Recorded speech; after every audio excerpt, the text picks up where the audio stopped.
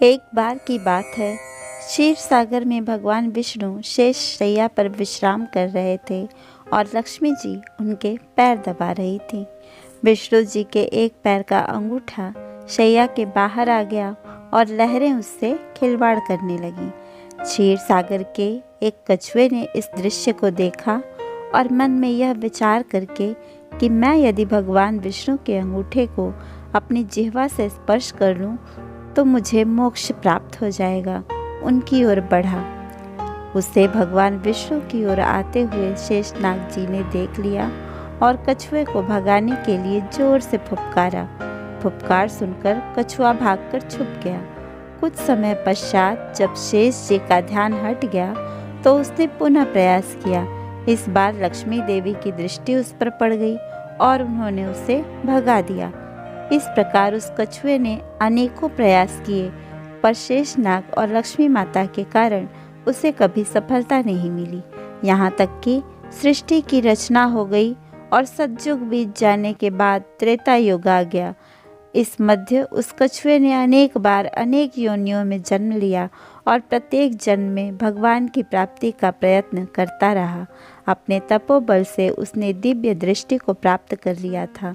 कछुए को पता था कि त्रेता युग में वही क्षीर सागर में शयन करने वाले विष्णु राम का, वही शेष जी लक्ष्मण का और वही लक्ष्मी देवी सीता के रूप में अवतरित होंगे तथा वनवास के समय उन्हें गंगा पार उतरने की आवश्यकता पड़ेगी।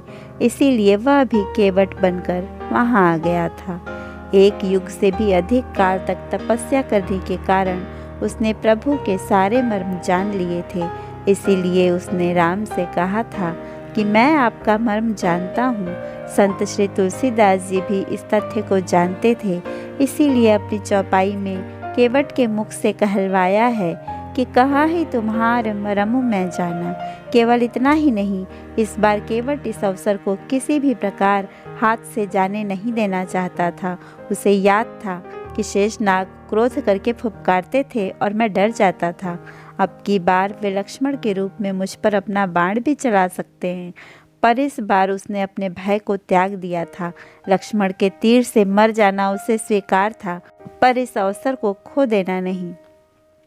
इसीलिए विद्वान संत श्री तुलसीदास जी ने लिखा है, पद कमल धोई चढ़ाई नावन नाथ उतराई चहु मोहि राम राउरियान दशरथ सपथ सब साची कहूँ बरु तीर मारहूँ लखन पै जब लगिन पाया पखारी हों तब लगिन तुलसीदास नाथ कृपाल पार उतारी हों।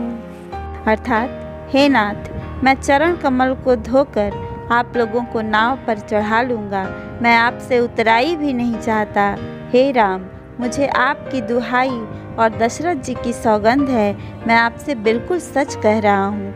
भले ही लक्ष्मण जी मुझे तीर मार दें, पर जब तक मैं आपके पैरों को पखार नहीं लूँगा तब तक हे तुलसीदास के नाथ, हे कृपालु, मैं आपको पार नहीं उतारूँगा। तुलसीदास जी आगे और लिखते हैं कि सुनी केवट के बैन प्रेम लपेटे अटपटे बिहसे करुणायन चितई जानकी लखन तना। केवट के प्रेम से लपेटे हुए अटपटे वचन को सुनकर करुणा के धाम श्री रामचंद्र जी, जानकी जी और लक्ष्मण जी की ओर देखकर हंसे, जैसे वे उनसे पूछ रहे हों कि कहो अब क्या करूं? उस समय तो केवल अंगूठे को स्पर्श करना चाहता था और तुम लोग इसे भगा देते थे, पर अब तो यह दोनों पैर ही मांग रहा है। केवट बहुत चतुर था। उसने अपने साथ ही साथ अपने परिवार और पितरों को भी मोक्ष प्रदान करवा दिया। तुलसीदास जी लिखते हैं कि पद पखारी जलपान करी आप सहित परिवार पितर पार करी प्रभु ही पुनि मुदित गयौले पार। अर्थात चरणों को धोकर पूरे परिवार सहित उस चरणामृत का पान करके उसी जल से पितरों का तर्पण करके अपने पितरों को भवसागर से पार कर फिर आनंद पूर्वक प्रभु श्री रामचंद्र को गंगा के पार ले गया उस समय का प्रसंग है जब केवट भगवान के चरण धो रहे हैं। बड़ा ही प्यारा दृश्य है। भगवान का एक पैर धोकर उसे निकालकर कठौती से बाहर रख देते हैं और जब दूसरा धोने लगते हैं तो पहला वाला पैर गीला होने से जमीन पर रखने से धूल भरा हो जाता है और केवट दूसरा पैर बाहर रखते हैं, फिर पहले वाले को धोते हैं। एक एक पैर को 7-7 बार धोते हैं। फिर ये सब देखकर कहते हैं कि प्रभु, एक पैर कठौती में रखिए और दूसरा मेरे हाथ पर रखिए ताकि मैला ना हो। जब भगवान ऐसा करते हैं तो जरा सोचिए कि क्या स्थिति होगी यदि एक पैर कठौती में और दूसरा केवट के हाथों में हो। भगवान दोनों पैरों से खड़े भी नहीं हो पाते और बोलते हैं कि केवट, मैं गिर जाऊंगा। केवट बोले कि चिंता क्यों करते हो भगवान, दोनों हाथों को मेरे सिर पर रखकर खड़े हो जाइए, फिर नहीं गिरेंगे।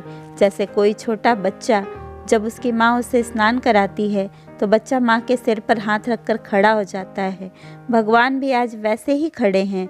भगवान केवट से बोले कि भैया केवट, आज मेरे अंदर का अभिमान टूट गया। केवट बोला, प्रभु क्या कह रहे हैं?